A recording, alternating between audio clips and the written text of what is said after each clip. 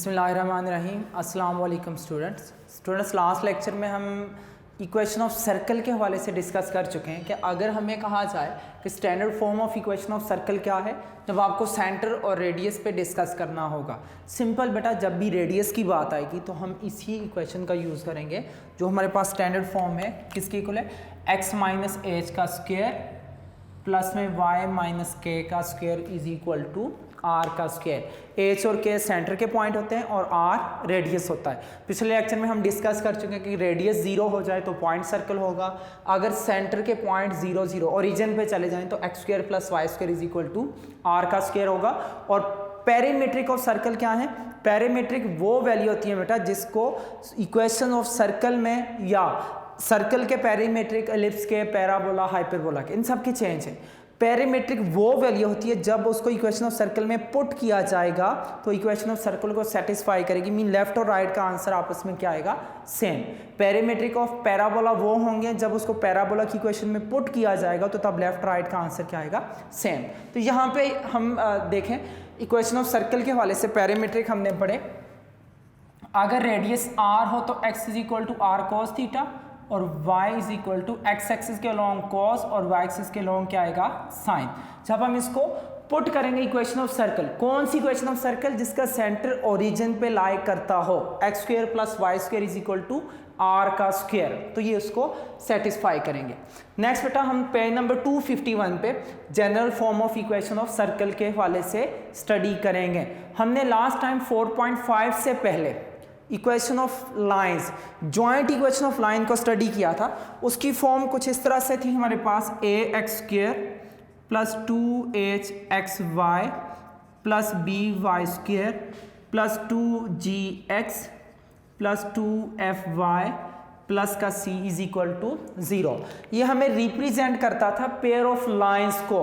इसमें हमें x Y का प्रोडक्ट मिला था, ऐसी टर्म मिली थी जिसमें x और y का प्रोडक्ट आता था। क्यों? हम इस टाइप की इक्वेशंस को मल्टीप्लाई करते थे, ax plus B Y plus C is equal to 0। लेकिन जो general form of equation of circle है वो इससे मिलती जुलती है कुछ, लेकिन उसमें डिफरेंस ये है हमारे पास कि उसकी फॉर्म किस तरह से आएगी? X square plus Y square plus 2h x Y नहीं होगा, प्रोडक्ट ऑफ एक्स वाई नहीं होगा, 2gx प्लस 2fy प्लस का c इज इक्वल टू 0। इसमें इसकी पहचान हमारे पास ये होती है कि coefficient of x square and y square are same. x square और y स्क्वायर के कोफिशिएंट क्या होंगे? सेम होंगे।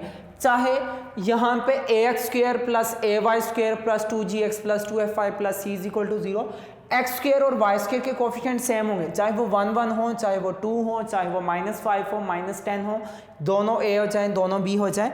और साथ सेकंड नंबर पे ये था हमारे पास कि नो टर्म कंटेन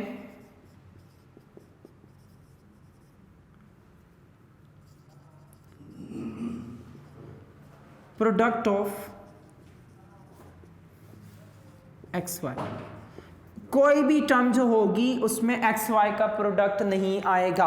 अब एक्स वाई का प्रोडक्ट जब आता है तो बेटा वो इक्वेशन ऑफ लाइंस में हमारे पास था। बाकी देखो वही फॉर्म है कि एक्स स्क्वायर, अगर मैं इसको लिखूं a x square plus a y square, a x square plus a y square plus 2gx plus 2fy plus c is equal to 0। Equation of line में प्रोडक्ट ऑफ एक्स वाई था, लेकिन इसमें हमने कहा था a h and b not simultaneously 0, तीनों 0 नहीं हो सकते। इसमें हमारे पास इसकी पहचान क्या होगी कि इसमें एक्स स्क्वायर और वाई स्क्वायर का कोफिशिएंट सेम होगा और इसके साथ साथ product of x Y term आपके पास मौजूद नहीं होंगी। इसको क्या कहा जाएगा? Equation of circle in the general form. इसका यूज किया जाता है, हमें क्वेश्चन आते हैं कि find an write an equation of the circle passes through the point A B C. 3 point में से गुजरती है। तो अब बेटा अगर 3 पॉइंट्स हैं, अगर मैं फर्स्ट पॉइंट को पुट करूं, सेकंड को, थर्ड को, तो वो 3 इक्वेशन बनेगी। इसमें हमें 3 अननोन कांस्टेंट मिलते हैं, एक वैल्यू ऑफ g, एक वैल्यू ऑफ f और एक वैल्यू ऑफ हमारे पास क्या आ जाती है कांस्टेंट c। उन 3 पॉइंट्स को जब पुट करेंगे तो 3 कांस्टेंट हम g, f और c की वैल्यू निकालेंगे। हर पॉइंट पे एक इक्वेशन हासिल होगी। हम क्वेश्चन करेंगे इंशाल्लाह, वो ज़्यादा डिटेल पता चल जाएगी। इसमें भी देखें स्टैंडर्ड फॉर्म में भी 3 कांस्टेंट है, value of h, value of k and radius r। x और y तो इक्वेशन ऑफ सर्कल में होंगे ही। इसी तरह से जो जनरल फॉर्म है g, f और c, इसमें भी हमें 3 कांस्टेंट नजर आ रहे हैं। इसमें भी 3 कांस्टेंट, लेकिन हम कहां पे कौन सी इक्वेशन का यूज करेंगे क्वेश्चन में भी डिटेल बताऊंगा। अभी ये याद रख लो, मैंने आपको बताया अभी कि जब भी आपको रेडियस का नाम नजर आए तो आप फौरन समझ जाइएगा कि वो standard form of equation of circle के हवाले से डिस्कस हो रहा है। लेकिन अगर आपको सिंपल कहा जाए कि find an equation of the circle passing through the points, radius discuss नहीं हो रहा था, तो समझ जाइएगा वो जनरल फॉर्म पे डिस्कशन हो रही है। हम दोनों को सोल्व कर सकते हैं, दोनों से आंसर आ जाता है, बहुत आसानी से आ जाता है। लेकिन ज़्यादा आसानी क्या होती है, जिधर रेडियस डिस्कस हो तो हम रेडियस वाली फॉर्म को यूज़ कर लेंगे, जिधर रेडियस की डिस्कशन ना हो तो बेटा हम सिंपल जनरल फॉर्म पे डिस्कशन करेंगे। जो भी आप इक्वेशन ऑफ सर्कल सॉल्व करते हो उसका आंसर जनरल फॉर्म में आता है, जिस मर्जी फॉर्म को सॉल्व करो। जैसे हमने 250 पे लास्ट टाइम एग्जांपल नंबर 1 को मैंने आपके साथ डिस्कस किया था। अगर आप एग्जांपल नंबर 1 को 250 पे अपने सामने रखो तो उसका आंसर कुछ इस फॉर्म में है, X square Y square 2gx plus 2fy plus c is equal to 0। अगर देखा जाए हमने तो ड्राइव किया कि इक्वेशन ऑफ सर्कल इस फॉर्म में होती है, x माइनस ए स्क्वायर वाई माइनस के square is equal to R square. क्या ये फॉर्म भी उसी तरह की है? अगर हम स्टैंडर्ड से जनरल फॉर्म बना सकते हैं जो एग्जांपल 1 हमें बता रही है, तो क्या जनरल से भी स्टैंडर्ड फॉर्म की तरफ जाया जा सकता है? इसमें हम क्या करते हैं, डिस्कशन करते हैं। अगर देखा जाए स्टैंडर्ड फॉर्म में हमें स्क्वायर नजर आ रहा है, किस देखो फर्स्ट में भी कंप्लीटिंग स्क्वायर है, a square b square minus 2ab, a square minus b square 2ab is equal to radius का स्क्वायर है। लेकिन इसमें हमें किधर कंप्लीटिंग स्क्वायर नजर आ रहा है, तो इसका कंप्लीटिंग स्क्वायर कैसे करेंगे अब हम उस पर डिस्कस करते हैं। स्टैंडर्ड फॉर्म में हमें कंप्लीट स्क्वायर नजर आ रहा है, जनरल फॉर्म के कंप्लीटिंग स्क्वायर कैसे करेंगे? हम कहते हैं कि अगर स्क्वायर के मुताबिक देखा जाए तो एक्स स्क्वायर के साथ हम 2gx को लिख देते हैं ताकि हमें वो फॉर्म मिले a का square plus 2ab plus b का स्क्वायर। सेकंड पे y स्क्वायर के साथ 2fy लिखते हैं क्योंकि x वाली टर्म एक जगह आएगी, y वाली टर्म एक जगह पे। कांस्टेंट c के साथ कोई वैल्यू रिलेट नहीं कर रही, इसी वजह से हम कांस्टेंट c को दूसरी तरफ क्या कर देते हैं, माइनस करवा देते हैं। अगर रूल के मुताबिक देखा जाए स्टैंडर्ड फॉर्म में इसको लिखने के लिए हमें कंप्लीटिंग स्क्वायर की फॉर्म में इसको लिखना है। अब कंप्लीटिंग स्क्वायर कैसे, हमें पहले नंबर पे क्या नजर आ रहा है, ए स्क्वायर प्लस 2, ए की जगह पे x और b की जगह पे g, a square plus 2ab plus b का स्क्वायर तो होना चाहिए था, यहाँ पे प्लस b का स्क्वायर तो नहीं है। a की जगह पे x आ गया 2 फॉर्मूले का, अगर यहाँ पे b की जगह पे हमें g चाहिए तो हम g स्क्वायर प्लस b करेंगे और g का स्क्वायर माइनस b करेंगे। अब माइनस किस तरह से, अब उसको नोट करना है। इसी तरह से हमें a के स्क्वायर में y स्क्वायर नजर आता है प्लस 2, a की जगह पे y, b की जगह पे f, a square plus 2ab हम f स्क्वायर प्लस b करेंगे और सेम f स्क्वायर को क्या करना पड़ेगा, माइनस v। अगर मैंने g स्क्वायर प्लस किया मैंने माइनस v कर देना है, मैंने f स्क्वायर प्लस किया मैंने माइनस v कर देना है, इज इक्वल टू क्या होगा, माइनस का c। देखें मैंने इसके साथ ही माइनस तभी नहीं करवाया ताकि ये कंप्लीट फॉर्मूला बन जाए, a square plus 2ab plus b square whole square complete होगा स्टैंडर्ड फॉर्म। उसमें माइनस है और माइनस कहाँ से आएगा उसको हम डिस्कस करेंगे। इसमें भी अगर मैंने जी स्क्वायर प्लस किया तो मैंने ब्रैकेट के बाहर तभी माइनस करवाया ताकि हमें फॉर्मूला बनाने में आसानी हो। एफ स्क्वायर प्लस किया वही ब्रैकेट के बाहर माइनस करवा दिया, अगर कैंसिल करें तो दोबारा से वही फॉर्म, अगर कैंसिल ना करें तो हमारे पास स्टैंडर्ड फॉर्म बनाने में अब क्या होगी, आसानी होगी। अब अगर तरतीब देखी जाए, ये फर्स्ट हमें क्या मिल रहा है, फर्स्ट नंबर पे मिल रहा है x प्लस जी का स्क्वायर, सेकेंड नंबर पे क्या मिल रहा है, y प्लस एफ का स्क्वायर इज इक्वल टू, हम यहां से ये कहेंगे कि दो वैल्यू जो माइनस थी इक्वल की दूसरी तरफ जाएंगी तो ये दोनों वैल्यू दूसरी तरफ जाके क्या होंगी, जी square plus f square minus का सी। स्टैंडर्ड फॉर्म के मुताबिक हमें सेंटर में माइनस चाहिए, is equal to complete value का स्क्वायर चाहिए। यहां पे सेंटर में माइनस भी नहीं है और इस तरफ कंप्लीट वैल्यू का स्क्वायर भी नहीं है। अगर मुझे सेंटर में माइनस लेके आना है तो मैं क्या इसको इस फॉर्म में लिख सकता हूं, माइनस इंटू माइनस जी का स्क्वायर, माइनस माइनस प्लस हो जाएगा। अदरवाइज स्टैंडर्ड फॉर्म की तरह इसमें साइन हमें क्या मिल गया, माइनस का, minus into minus F whole का स्क्वायर इज इक्वल टू। अब अगर स्टैंडर्ड फॉर्म के मुताबिक देखा जाए तो इसकी फॉर्म देखो उस तरह से नहीं बन गई, एक्स माइनस एच का स्क्वायर प्लस में y माइनस के का स्क्वायर इज इक्वल टू, यहां पे r का स्क्वायर बताता है कि कंप्लीट वैल्यू का स्क्वायर होना चाहिए। हमें तो यहां पे सेपरेट g का स्क्वायर सेपरेट नजर आ रहा है, फिर f का स्क्वायर और कांस्टेंट c पे स्क्वायर है, ये नहीं वो तो सिंगल वैल्यू है। कंप्लीट स्क्वायर इसका कैसे करें, हम देखें मैथमेटिकली जानते हैं कि अगर मैंने इस वैल्यू पे स्क्वायर लिखा तो मुझे बैलेंस करने के लिए इस पे क्या लिखना पड़ेगा, स्क्वायर रूट भी लिखना पड़ेगा। तो हमें यहाँ पे देखो ये कंप्लीट वैल्यू जितनी भी है ये मुकम्मल वैल्यू अब होल स्क्वायर के साथ नजर आ रही है। अगर हम इनका कंपैरिजन करें तो इसकी फॉर्म स्टैंडर्ड जैसी बन गई है कि हमें फर्स्ट नंबर पे देखें, अगर इन दोनों का मैं कंपेयर करता हूँ, एक्स एक्स के इक्वल है, माइनस का साइन माइनस के इक्वल है, स्क्वायर स्क्वायर के इक्वल है, तो एच किसके इक्वल आ जाएगा, एच इज इक्वल टू क्या हो गया, माइनस का जी। इसी तरह से प्लस का साइन प्लस के इक्वल, वाई वाई के इक्वल, ये फर्स्ट माइनस माइनस के इक्वल, स्क्वायर स्क्वायर के इक्वल, तो के किसके इक्वल आ गया यहाँ पे, के इज इक्वल टू माइनस का एफ। सिंपली अगर हम देखें स्क्वायर स्क्वायर के इक्वल है, रेडियस किसके इक्वल आ रहा है, स्क्वायर रूट में जी square plus f square minus का सी। तो कंपैरिजन से देखो हमें पता चला कि ये स्टैंडर्ड फॉर्म में आ गया। क्यों, एक्स एक्स के इक्वल है, माइनस माइनस के इक्वल है, स्क्वायर स्क्वायर के इक्वल, तो एच की वैल्यू माइनस जी, सेम इसी तरह से के की वैल्यू माइनस एफ, और स्क्वायर स्क्वायर के इक्वल रेडियस आर किसके इक्वल आ रहा है, g square plus f square minus c. हमने पढ़ा स्टैंडर्ड फॉर्म ऑफ सर्कल में सेंटर हमारे पास क्या था, सेंटर हमारे पास था एच कोमा के, एच की जगह पे माइनस जी लिखेंगे और के की जगह पे माइनस एफ। तो जनरल फॉर्म में हमारे पास सेंटर क्या मिलेगा, general form of equation of circle में सेंटर मिल जाएगा minus g comma minus F.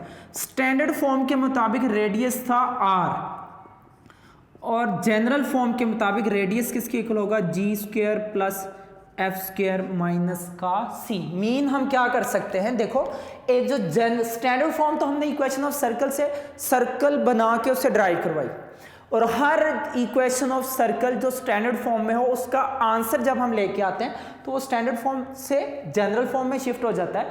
अगर वो जनरल फॉर्म में शिफ्ट होता है तो क्या जनरल फॉर्म को रिवर्स स्टैंडर्ड फॉर्म में लिखा जा सकता है। तो उसके लिए हमें कंप्लीटिंग स्क्वायर चाहिए था, हमने स्क्वायर कंप्लीट किया तो प्लस का था। हम माइनस बनाना जानते हैं कि माइनस आसानी से बन सकता है, वो माइनस बनाने का तरीका हमारे पास क्या है, हम जानते हैं माइनस इंटू माइनस प्लस होता है, माइनस इंटू माइनस प्लस होता है। अब ये माइनस तभी लेके आए कि अगर स्टैंडर्ड फॉर्म में सेंटर में माइनस था तो जनरल के लिए भी हमने क्या कर लिया, उसमें सेंटर में माइनस लिख दिया, इक्वल टू कंप्लीट रेडियस का स्क्वायर था। यहाँ पे भी हमने कंप्लीट रेडियस का स्क्वायर बनाना था, तो हमने जी एफ सी स्क्वायर का जब स्क्वायर किया तो उसके ऊपर फिर स्क्वायर रूट भी लगाना पड़ा, ताकि हम इसको कैंसिल करें दोबारा से वही, हम इसको माइनस माइनस प्लस करें दोबारा से पिछली वैल्यू, माइनस माइनस प्लस करें दोबारा से पीछे वाली वैल्यू अगेन बन जाएगी। तो इसकी फॉर्म को हमने किस में कन्वर्ट कर लिया, स्टैंडर्ड में। तो स्टैंडर्ड का सेंटर था एच कोमा के, तो एच की जगह पे माइनस जी और के की जगह पे माइनस एफ जब लिखा तो हमें जनरल फॉर्म का मिला। हमें कहा जाएगा कि आपके पास एक इक्वेशन ऑफ सर्कल है X square plus Y square plus 2gx plus 2fy plus c is equal to 0। Mean मैं लिख देता हूँ कि आपके पास है X square plus Y square plus 2x minus 2fy minus 7 is equal to 0। अगर देखा जाए तो ये है हमारे पास जनरल फॉर्म, स्टैंडर्ड में तो इस तरह की फॉर्म लिखी जाएगी। अगर ये जनरल फॉर्म है तो मैं कहता हूँ इसका मुझे सेंटर निकाल के दिखा, तो आप सेंटर उसका फौरन क्या लिखोगे, minus g comma minus f. आप उसका रेडियस कैसे लिखोगे, g square plus f square minus c. आप ये जी एफ और सी की वैल्यू कैसे निकालोगे, इन दोनों को आपस में कंपेयर करोगे तो आपके पास GFC की वैल्यू आएगी, वहां से आपके पास वो आंसर फाइंड आउट हो जाएगा। मीन स्टैंडर्ड में सेंटर एच कोमा के रेडियस आर, जनरल फॉर्म में सेंटर है -g कोमा -f और उसका रेडियस g² + f² - c। अमूमन हम अब तो जाहिर बात है ये मामला चेंज होते जा रहे हैं। पहले हम रेडियो पे कोई मैच वगैरह होते थे हम उसको सुनते थे, रेडियो से वो टेलीविज़न पे शिफ्ट हुआ। अब उससे भी ज़्यादा बच्चे क्या कर लेते, मोबाइल पे अपने देख रहे होते। तो आप अगर थोड़ा सा देखो, मोबाइल में आप कभी रेडियो ऑन कीजिएगा तो वहाँ पे जब कभी चौका लगेगा या कोई बाउंड्री लगेगी या कोई आउट होगा तो उसके लिए वो कहते हैं GFC फैन का पंखे, GFC फैन का चौका छक्का या बेटा ETC जो वर्ड बोलते हैं, तो ये वहाँ से याद हो सकता है, ये GFC है, g² + f² - c।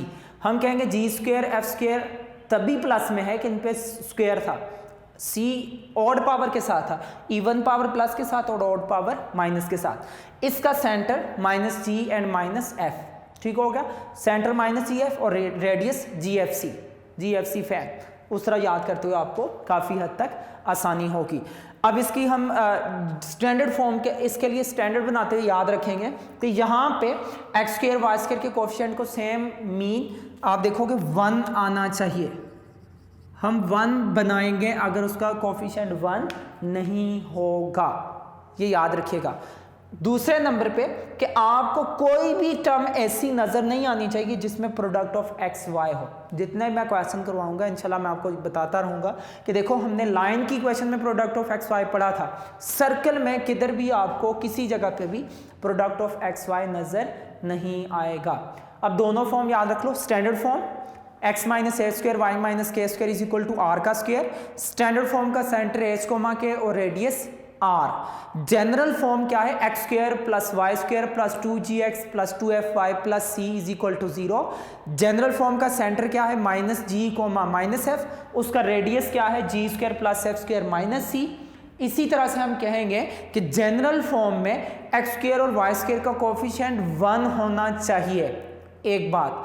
दूसरी बात, उसमें product of x Y term कोई भी प्रेजेंट नहीं करेगी। ये एमसीक्यू में पूछा जाएगा 251 पे, एग्जांपल नंबर 2 के ऊपर ये सारी की सारी बातें लिखी हुई हैं। इसके ऊपर देखो लिखा हुआ है, if 3 non collinear point through which a circle passes are known then we can find 3 unknown constant g, f and c।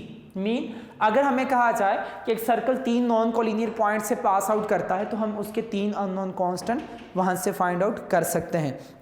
Smart syllabus में ये देख लो, आपके पास जो एग्जांपल नंबर 2 है ये स्मार्ट सिलेबस का हिस्सा है। Show that 5x² + 5y² + 24x + 36y plus का 10 = 0 रिप्रेजेंट अ सर्कल। ये एक सर्कल को रिप्रेजेंट करता है। ये सर्कल को तब रिप्रेजेंट कर रहा होगा जब x² y² का कोफिशिएंट सेम, मीन हमने 1 बनाना है, इसको अभी 1 नहीं है तो सर्कल बनाने के लिए हमने सबसे पहले इसको क्या किया, 5 के ऊपर डिवाइड कर लिया। The given equation can be written as, mean हमने क्या किया, dividing each term of the equation of circle by 5। तो अब जो हमारे पास फॉर्म हासिल हुई वो हमारे पास जनरल फॉर्म है। इसका कंपेयर करके GFC की वैल्यू निकाली, सेंटर देखो -g, -f और रेडियस g² + f² - c का फॉर्मूला यूज करके फाइंड आउट किया। मैं क्वेश्चन करवाऊंगा, ये एग्जांपल आप लोगों ने खुद सॉल्व करनी है।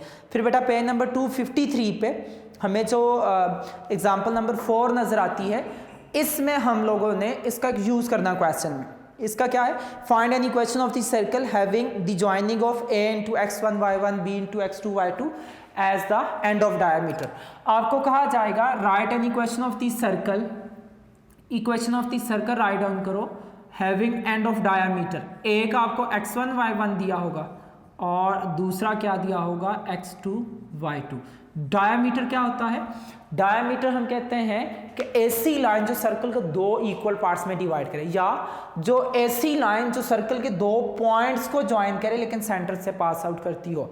अ लाइन सेगमेंट ज्वाइनिंग यानी 2 point of circle is called chord. ये कॉर्ड होती है कोई से 2 पॉइंट को ज्वाइन करने वाली, लेकिन एक स्पेशल कॉर्ड जो सेंटर ऑफ सर्कल से पास आउट करे, ये भी कॉर्ड है। जो लार्जेस्ट कॉर्ड होती है बेटा सर्कल की, जब वो सेंटर से पास आउट करे तो वो डायमीटर बनती है। हमें क्वेश्चन आता है कि right an equation of the circle having end of diameter. हमने तो कहा इक्वेशन ऑफ सर्कल लिखते हुए हमें जब सेंटर और रेडियस दिया तो हम लिख सकते हैं। एंड ऑफ डायामीटर के लिए हम क्या करें, अगर हम एंड ऑफ डायामीटर जानते हैं तो हम इसका मिड पॉइंट करेंगे तो सेंटर आएगा, सेंटर से किसी पॉइंट तक का डिस्टेंस निकालेंगे तो रेडियस आएगा। ये आसान क्या है, आसानी ये हमारे पास है कि अगर हमें एंड ऑफ डायामीटर गिवन हो तो हम इक्वेशन ऑफ सर्कल कैसे लिखेंगे। इक्वेशन ऑफ सर्कल इज, ये सिर्फ एक क्वेश्चन में यूज होगा। इक्वेशन ऑफ सर्कल क्या होगी, x के साथ x1 into x minus x2 दोनों को बेटा y minus y1 into y minus y2 is equal to 0। आप देख लो 253 पे यहाँ आपको लिखा नजर आ रहा होगा जो एग्जाम्पल 5 के ऊपर करके, this is required equation of the circle. ये कौन सी इक्वेशन ऑफ सर्कल है, जब आपको एंड ऑफ डायामीटर आपको गिवन होंगे। मीन हम जब क्वेश्चन करेंगे वहाँ पे भी मैं आपको इंशाल्लाह ये सारा का सारा एक्सप्लेन करूँगा। अच्छा, अब इसकी एक्सरसाइज जरा नोट कीजिएगा, पेज नंबर 255 के ऊपर 6.1 क्वेश्चन नंबर 1 हमारे पास क्या है, write an in each of the following find an equation of the circle.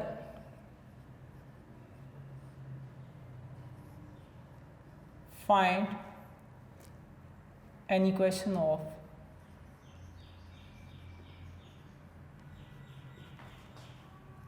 A circle. हम equation of circle find out करना चाहते हैं, इसका स्मार्ट स्टेप इसमें शामिल है पार्ट बी। वो कौन सी इक्वेशन ऑफ सर्कल है जिसका सेंटर हमारे पास है,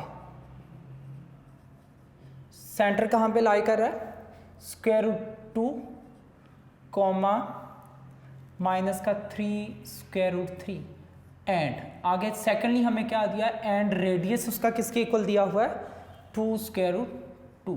हमें जब सेंटर और रेडियस दिया हो तो हम कौन सी इक्वेशन यूज करेंगे। सेकंड, इसका जो पार्ट सी है उसमें देखें हमें क्या कहा जा रहा है, एंड ऑफ डायामीटर।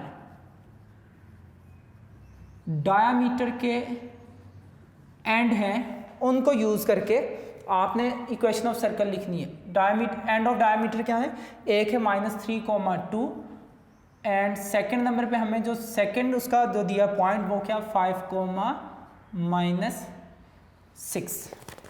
तो हमने यहाँ से क्या लिखनी है, इक्वेशन ऑफ सर्कल। देखो यहाँ से तो हमें सामने नजर आ रहा है कि जब आपको सेंटर और रेडियस गिवन हो तो आप इक्वेशन ऑफ सर्कल लिख सकते हो by using standard form of equation of circle का। सॉल्यूशन में हम क्या लिखेंगे कि हमें गिवन है कि सेंटर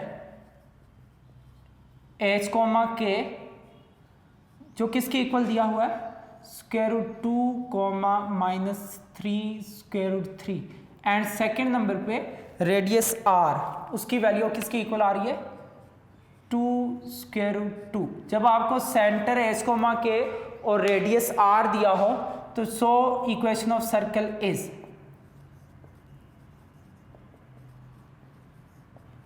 इक्वेशन ऑफ सर्कल उसकी किसकी इक्वल होगी, x माइनस एच का square plus y minus K का square is equal to r का स्क्वायर। मीन जब हमें सेंटर के पॉइंट पता हो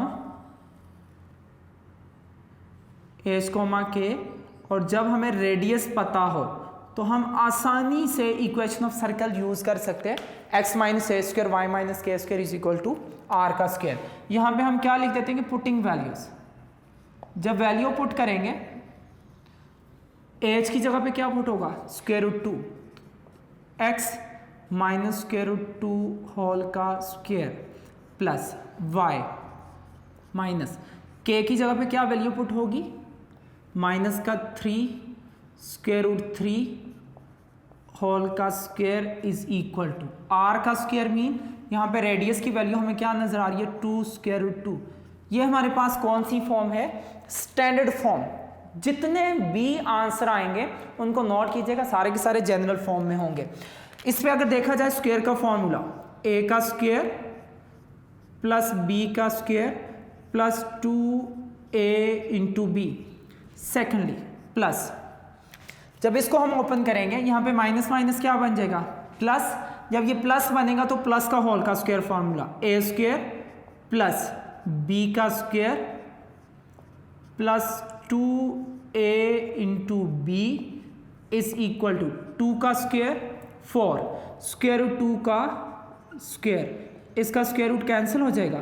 तो यहाँ से हमें जो सॉल्व होने के बाद इक्वेशन मिलेगी, इसकी ज़रा तरतीब देखिएगा।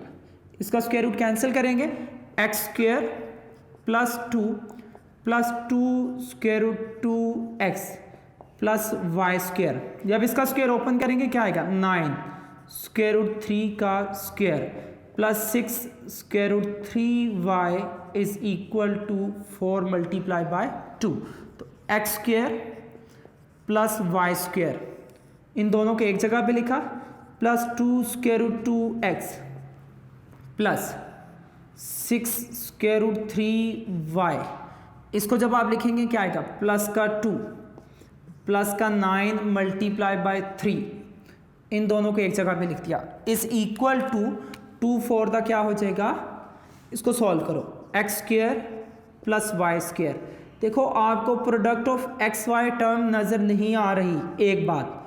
दूसरी बात, एक्स स्क्वायर और वाई स्क्वायर का कोफिशिएंट सेम मीन 1, हमने 1 बनाना, अगर 1 नहीं होगा तो उसको 1 में कन्वर्ट करेंगे। प्लस का 2 3 9 द 27 माइनस का 8 इज इक्वल टू 0। कैलकुलेटर पे सॉल्व कीजिएगा, X square plus Y square 2gx 2fy plus constant c 27 plus 2 29 में से 8 जाएगा तो क्या आएगा, प्लस का 21 इज इक्वल टू 0। ये हमारे पास क्या होगी, इक्वेशन ऑफ सर्कल होगी, जिसका सेंटर और रेडियस दोनों हमें गिवन में पता है।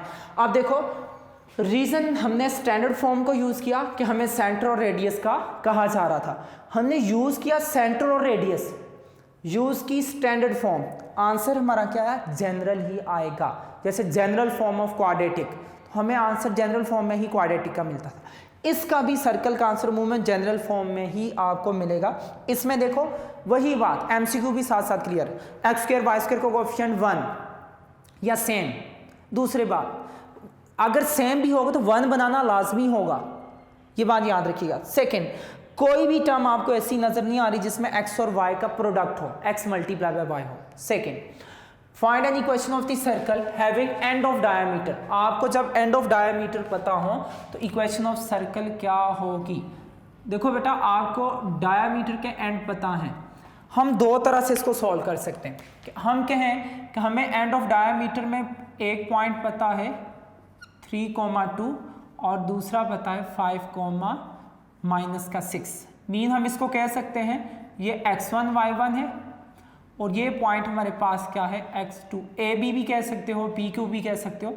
हमें इसका सेंटर भी नहीं पता, हमें इसका रेडियस भी नहीं पता, लेकिन हम क्या कर सकते हैं, अगर मैं p q का मिड करता हूं, इन दोनों का जो मिड पॉइंट होगा वो सेंटर आ जाएगा। हमें पहले नंबर पे इसका मिड निकालना पड़ेगा, ये बताना तभी लाजमी है। आपको एमसीक्यू आ जाता है, एमसीक्यू की ये कंडीशन होती है कि find the centre of the circle having end of diameter are this. Diameter के एंड पता है, सेंटर क्या होगा, तो आपने सिर्फ क्या करना है, इसका mid point. Mid point mean first को फर्स्ट में प्लस करके 2 पे डिवाइड, सेकंड को सेकंड में प्लस करके 2 पे डिवाइड, आपका क्या आ जाएगा, सेंटर आ जाएगा। फिर सेंटर से किसी पॉइंट तक का डिस्टेंस रेडियस हो जाएगा, या हम क्या करेंगे कि डायमीटर को हम ये जानते हैं कि डायमीटर हमारे पास क्या होता है, 2 टाइम रेडियस, 2 रेडियस होते हैं, या डायमीटर का हाफ क्या होता है, रेडियस। पहले हम निकालेंगे सेंटर, फिर निकालेंगे रेडियस, फिर इक्वेशन ऑफ सर्कल लिखेंगे। या आसान तरीका क्या है, हम लिखेंगे कि वी नो, हम क्या जानते हैं, equation of circle, equation of circle having end of diameter p into x1 y1 q into x2 y2 and of diameter. अगर हमें डायमीटर के एंड पता हो तो इक्वेशन ऑफ सर्कल हम कैसे लिख सकते हैं, मैंने ऑलरेडी आपको बताई थी, x minus x1 x minus x2 y minus y1 y minus y2 is equal to 0। इसका फ़ायदा ये होगा कि आपको ज़्यादा वर्किंग नहीं करनी पड़ेगी, सिर्फ क्या करना पड़ेगा, सिर्फ x1 x2 की जगह पे उसकी वैल्यू, y1 y2 की जगह पे उसकी वैल्यू पुट करेंगे। अदरवाइज आपको पहले मिड पॉइंट से सेंटर निकालना पड़ेगा, फिर मिड पॉइंट से लेकर किसी भी पॉइंट तक का डिस्टेंस रेडियस निकालना पड़ेगा, उन दोनों को स्टैंडर्ड फॉर्म में यूज करके आंसर निकालना पड़ेगा। ये तो सीधी सी बात है, पुट करेंगे हमारे पास इक्वेशन ऑफ सर्कल आ जाएगी। अब देखो x1 की जगह पे -3 पुट होगा, जब हम -3 पुट करेंगे तो minus minus +3 x minus, x2 की जगह पे क्या पुट होगा 5 प्लस y माइनस, y1 की जगह पे क्या पुट होगा 2 y माइनस, y2 की जगह पे क्या पुट होगा माइनस का 6 is equal to 0, x plus का 3 x माइनस का 5 y माइनस का 2 y प्लस का 6 इज इक्वल टू, मल्टीप्लाई करो क्या बनेगा आपके पास x square minus 5x plus का 3x माइनस का 15 plus y square plus 6y minus 2y minus का 12 इज इक्वल टू 0। आप तरतीब से लिखो एक्स स्क्वेयर पहले, फिर उसके बाद वाई स्क्वेयर, उसके बाद -5 प्लस का 3 minus 2x plus 6y minus का 2 प्लस 4y, बाकी सारी वैल्यू को इकट्ठा करो, माइनस का 15 माइनस का 12 माइनस का 27 इज इक्वल टू 0। ये हमारे पास क्या होगी बेटा रिक्वायर्ड इक्वेशन ऑफ सर्कल। ये वो इक्वेशन ऑफ सर्कल होगी जिसके एंड ऑफ डायमीटर हमें पता है। देखो ये भी पुट स्टैंडर्ड फॉर्म में जनरल आंसर, इसका भी जनरल आंसर आप लोग देख लीजिएगा। 6.1 क्वेश्चन नंबर 1 का पार्ट नंबर 4 पेज नंबर 386 पे 6.1 का क्वेश्चन नंबर 1 का part number C, X square plus Y square minus 2x plus 4y minus 27 is equal to 0। इसका भी एग्जैक्टली वही आंसर आता है। मीन आपके पास दो वे है कि आप लॉन्ग तरीके से कर लो, पहले मिड पॉइंट से सेंटर निकालो, फिर उसके बाद डायामीटर से रेडियस या सेंटर से किसी पॉइंट तक का डिस्टेंस रेडियस, फिर उसके बाद इक्वेशन में पुट कर लो, या इस इक्वेशन को याद करके उसमें पुट कर लो, तो आपके पास इक्वेशन ऑफ सर्कल वहां से ड्राइव हो जाएगी। इसके बाद जो क्वेश्चन, ये शॉर्ट क्वेश्चन में इंपॉर्टेंट है, क्वेश्चन नंबर 2 भी शॉर्ट क्वेश्चन में इंपॉर्टेंट है कि find the centre and radius of the circle with the given equation. Given equation है आपके पास जनरल फॉर्म, उसका आपने सेंटर भी निकालना है और उसका आपने रेडियस भी निकालना है। जी स्टूडेंट, हमारा लेक्चर आज का जहाँ तक था इसको अच्छी तरह से कीजिएगा ताकि नेक्स्ट लेक्चर में आपको आसानी हो। नेक्स्ट लेक्चर में इंशाल्लाह आपसे मुलाकात होगी, तब तक के लिए अल्लाह हाफिज़, अस्सलाम वालेकुम रहमतुल्लाहि व बरकातुहू।